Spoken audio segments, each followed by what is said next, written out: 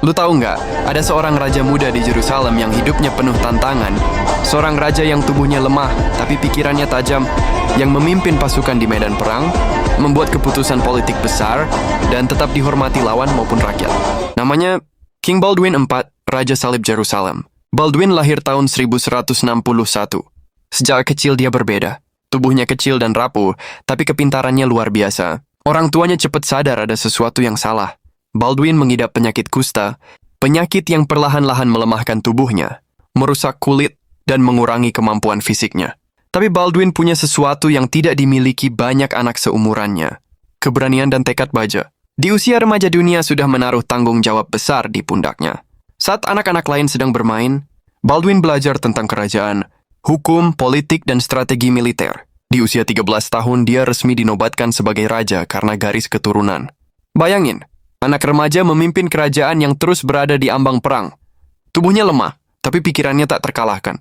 Baldwin tahu ia harus mengandalkan kecerdikan lebih dari kekuatan. Dia belajar mengamati musuh, memahami medan perang, menyiapkan strategi yang tampaknya mustahil.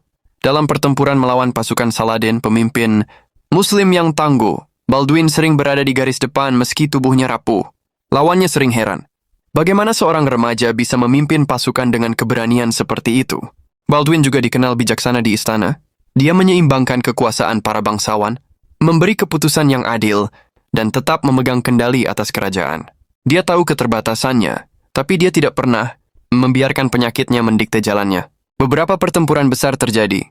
Pasukan Saladin berkali-kali menyerang, tetapi Baldwin menggunakan strategi, jebakan, dan taktik yang membuat musuh terkejut. Salah satu keahliannya adalah membaca lawan dan memanfaatkan medan. Meski tubuhnya lemah, pikirannya seperti tentara veteran. Banyak sejarawan menilai Baldwin IV sebagai raja yang menggunakan kecerdikan dan keberanian lebih dari kekuatan fisik untuk mempertahankan Yerusalem. Tapi penyakit kusta terus berjalan. Lambat tapi pasti tubuhnya melemah. Dia mulai kehilangan mobilitas, bahkan harus duduk saat memimpin rapat. Namun, semangatnya tetap menyala. Baldwin terus berusaha memastikan kerajaan tetap stabil, mempersiapkan penerus, dan mengajarkan strategi kepada para penasihatnya. Di sisi pribadi, Baldwin menghadapi dilema besar. Dia muda, tubuhnya rapuh, tapi tanggung jawabnya sangat besar.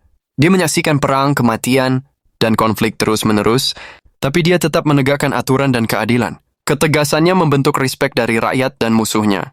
Baldwin wafat tahun 1185 di usia 24 tahun, singkat tapi penuh arti.